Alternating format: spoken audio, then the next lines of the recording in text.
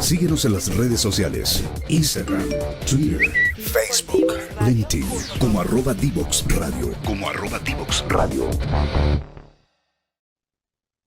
Y volvemos de nuestra pausa comercial para continuar conversando con Constanza, psicóloga laboral, sobre salud mental laboral y burnout. Había una pregunta que yo quería hacerle en el bloque anterior, que era respecto al acoso laboral. En muchos casos se ha visto que, y por lo general tiende a ser así, que afecta gravemente la salud mental de los empleados que están involucrados en esto. ¿Qué señales podemos estar atentos para identificar quizás una situación de acoso? ¿Y cuáles quizás serían, por ejemplo, las medidas que uno podría darle al acompañamiento a algún colega que esté viviendo esta circunstancia? Yo creo que lo más importante acá es primero darnos cuenta, como acoso laboral en particular, para una persona puede ser acoso, para otra no, porque también son percepciones, o sea, cuánto estoy yo acostumbrada a que, no sé, que mi jefe me esté hablando un domingo o hablando a una hora no correspondida. Entonces, lo importante ahí, los límites, que nuevamente yo creo que es volver a esto, a cómo yo soy capaz de poner estos límites sanos con mi jefatura, con mi organización, porque el trabajo es gran parte de nuestro día, pero no es todo, o sea, tenemos vida personal y equilibrar eso significa tener también el foco cuánto estamos permitiendo que nuestra vida laboral se interponga en nuestra vida personal. Y para eso es importante mirar nuestros límites, entender qué cosas estoy dispuesto o no estoy dispuesto a ceder en lo laboral y pedir ayuda o a un especialista, a un psicólogo, a recursos humanos, si es necesario, para poder plantear estos temas. Y tener la conversación también con la jefatura en la medida posible, si corresponde, para poder tener esta como limpiar la mesa y poner las cartas en la mesa y poder ordenar las cosas. Algunas empresas, o usted sabe de alguna empresa que tenga quizás psicólogos dentro de las mismas compañías con el objetivo de poder abordar o ver estas situaciones. O sea, la mayoría de las empresas hoy día cuentan con protocolos de esto. Hay protocolos de poder poner esto a la luz de forma anónima, poder pedir ayuda. La mayoría de las organizaciones hoy día cuentan con psicólogos, tanto en temas de selección o desarrollo, pero también en temas de generar un clima laboral positivo. Creo que sobre todo las organizaciones grandes lo tienen muy instaurado y por eso tener la confianza de poder pedir ayuda, porque también eso suele pasar, como que efectivamente si yo estoy teniendo o acoso laboral o situaciones que no corresponden, no normalizarlo, conversar estas cosas, poder abrir estos temas y si estoy sintiéndome incómodo o incómoda, eh, levantar la mano a quien corresponda para que esto no siga ocurriendo. Pasándonos un poco más al segundo tema de nuestro programa del día de hoy, respecto a lo que es el burnout laboral. ¿Usted nos podría explicar más o menos brevemente qué es y cuáles serían como las principales características o manifestaciones? El burnout laboral es cuando nos quemamos y esto tiene que ver con cuando hay un estrés prolongado de la persona en su trabajo y tiene síntomas tanto cognitivos, emocionales y físicos. Los principales como síntomas o lo visible es como desmotivación generalizada, agotamiento, y agotamiento no es como que un día estoy agotada, sino que es como un agotamiento crónico. Ya no siento como esas ganas de ir a trabajar o levantarme a mi trabajo. También pueden ser el tema del insomnio, dolores de cabeza, temas físicos como más como dolor del estómago, colon irritable. eh, y hay como una despersonalización de la persona, como que ya, como que todo lo está viendo más negativo, como que ya no, como que va al trabajo, pero no está la persona físicamente, como que se fue de cierta forma, y por lo tanto esta persona ya siente que ese trabajo como está viendo todo lo malo. Y esto se debe principalmente a un estrés prolongado, que el estrés prolongado puede venir de varias cosas, o sea, puede ser porque un ambiente tóxico, por un jefe, como dijimos, no sé, acoso laboral, porque, no sé, también tengo muchos roles. Hay gente que, por ejemplo, le dan dos cargos al mismo tiempo porque se fue una persona, entonces estoy con una carga laboral muy alta, por lo tanto, obviamente eso a la larga no va a ser sostenible en el tiempo. Eh, También la sobreexigencia genera también este burnout. A veces no es solo mi empresa, porque también no podemos echarle toda la culpa a la empresa, sino que yo, por ser tan autoexigente, me tomo más tareas, más atribuciones en mi trabajo para poder mostrarme efectiva o exitosa o capaz. Por lo tanto, eso también genera burnout a largo plazo. Y el tema de esto cuando somos como muy exigentes con el trabajo y claramente trabajamos a deshoras, y estamos trabajando todos los días hasta las 11 de la noche, o hay gente que se pasa toda la noche hasta el otro día trabajando. Escuché esta semana una coach que me dijo una vez al mes pasaba todo el día, toda la noche haciendo un tema y al otro día yendo a trabajar. Entonces, el no descansar genera también que no estemos recuperándonos de este estrés y esta carga laboral altísima. Y dentro de lo que comentas son en general muchas medidas de autocuidado, que creo que es importante también destacar y tenerlas presentes al momento de enfrentarse a estas situaciones. Y dentro de lo mismo, ¿hay algún rubro en el cual el burnout se pueda dar o haya más trabajadores quemados? ¿Se ha visto en alguna parte con mayor predominio en general? En Chile lo que yo veo, lo que yo he visto y de acuerdo a lo que yo atiendo a mis coaches en este caso, lo que más veo, el burnout se da mucho en contextos como el retail, por ejemplo. Son industrias muy exigentes, de mucha presión porque tienen que lograr ciertos objetivos y sobre todo hoy día que quizás el mercado no está tan acelerado. Entonces, se da en culturas que son muy exigentes y que necesitan cumplir con ciertos plazos. Todas las industrias necesitan eso, pero hay unas que hay mucha competencia. También en la construcción, yo trabajé mucho tiempo en la construcción, sin embargo, es un rubro súper exigente, pero a la vez los profesionales como de cierta forma están acostumbrados a trabajar a ese ritmo, por lo tanto tienden después ya a lograr un cierto equilibrio, algunos, no todos por supuesto, de cómo lograr priorizar y enfocarse en lo importante.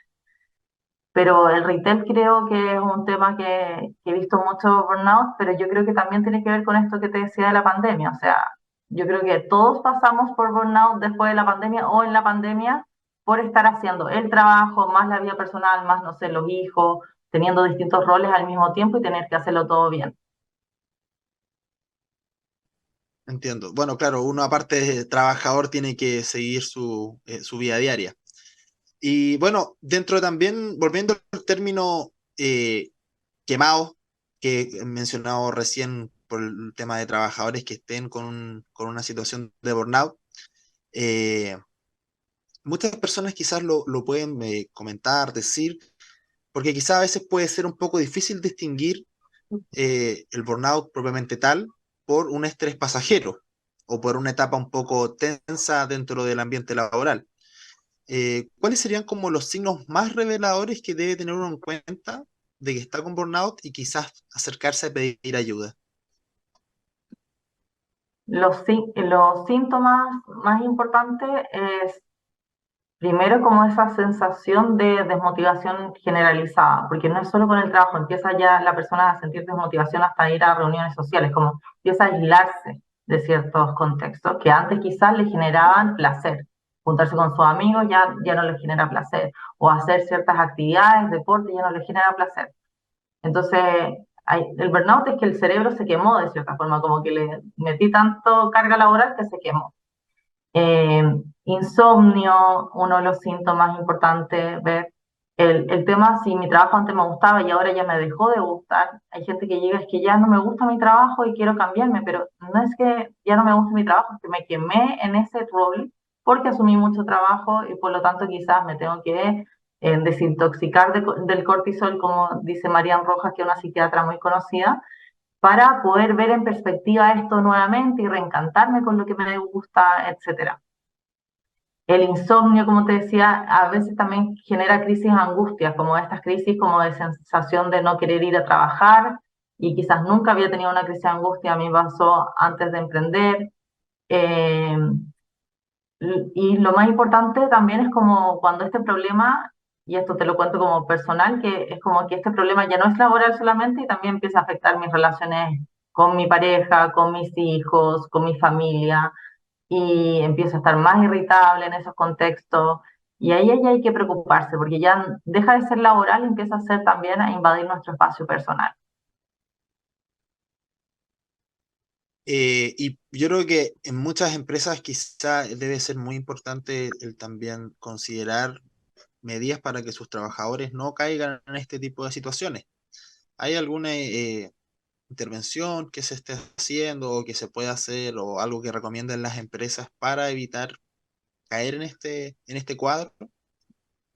Sí, yo lo que he visto, varias empresas que están implementando esto de el tema de los límites, como dejar de mandar correos, llamadas, etcétera, a cierto horario, ya no se deja, como dejar descansar a la persona en su espacio personal. Eso es como política, que lo he visto mucho, como que ya a cierta hora ya no se van más reuniones, no se pueden agendar reuniones a cierta hora, etcétera. Lo otro es tener acompañamiento o políticas de autocuidado, de estar en los líderes en este caso, estar en constante comunicación con sus equipos para ver cómo están, qué necesitan, cómo acompañarlos, cómo ayudarlos de mejor forma para la carga laboral. Y lo otro es tener claramente vacaciones y hay organizaciones que es como está de moda esto como no tomarse vacaciones, no acumulo vacaciones, pero a la vez eso genera que el trabajador nunca descanse. Entonces hay organizaciones que aparte de las 3 semanas le dan más semanas de vacaciones o días libres y también que los obliguen a tomarse sus vacaciones, como que de verdad se puedan tomar sus vacaciones sin culpa y se puedan ir a esas vacaciones, desconectarse del trabajo y no tener que estar en las vacaciones respondiendo correos. Entonces hay diferentes políticas que uno puede ir implementando, que muchas son gratis, pero que tienen que ver con que la organización quiera que sus trabajadores estén contentos, motivados con su trabajo y desde ahí saben que van a producir más y van a generar mejores resultados en su trabajo. En Chile el mundo independiente es súper amplio y bueno, debería quizás a veces tratar de regularizarse, pero estos ámbitos en relación a lo que es salud mental laboral, quizás para las personas independientes o freelance es un poco difícil considerarlo, ¿cierto? Porque depende mucho de lo que uno se dedique para el resultado que va a tener. Pero, ¿qué medidas podrían tomar de autocuidado las personas que son más independientes? Propiamente tal, que tienen una empresa, también pensar en salud mental desde esos ámbitos. Bueno, yo soy independiente y trabajo con varias personas independientes y lo más importante creo que es una buena planificación. O sea, si no tenemos una planificación adecuada, claramente vamos a estar trabajando 24/7, dado que no tenemos un jefe, pero queremos rendir o depende de nosotros tener ese sueldo X a fin de mes.